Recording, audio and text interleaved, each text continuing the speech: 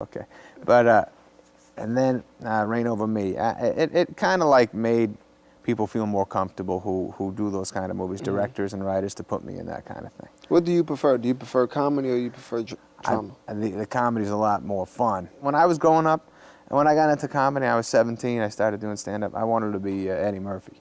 And I was just like, man, I like Eddie Murphy's life. He just everyone's going crazy everywhere he goes. He's getting every chick he wants. I was like, give me that.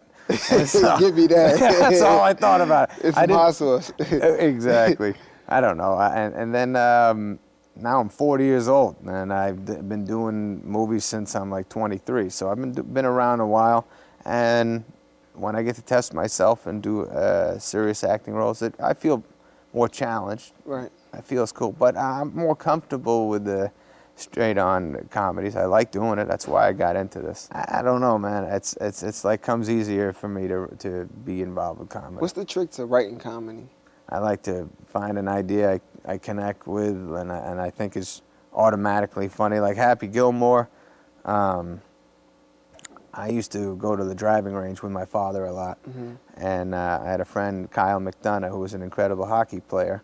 And he came, and he never played golf, but all of a sudden was smashing the crap out of the ball, like deeper than everybody. He was hitting like 280, 300 yards, and he was like 15.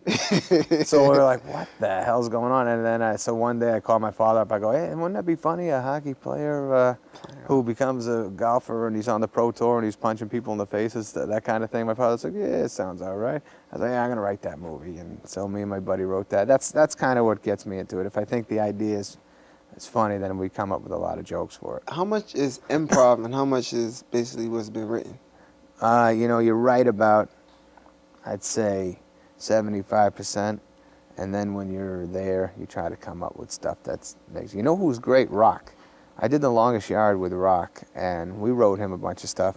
Rock never said the same thing twice. He just constantly writing jokes. He was writing in his trailer all day long. He's just a hard-working man. Loves to be funny. He's one of the greatest guys in front of a live crowd. He just comes up. He loves it. Actually, you know what's so funny? When I was on Saturday Night Live with Rock and he would kill, he would run at me like he was on the Knicks and bump chest with me so out of left field. I was like, what the hell's Rock doing? Bash into me and just be like so pumped up. It's definitely his sport, being funny.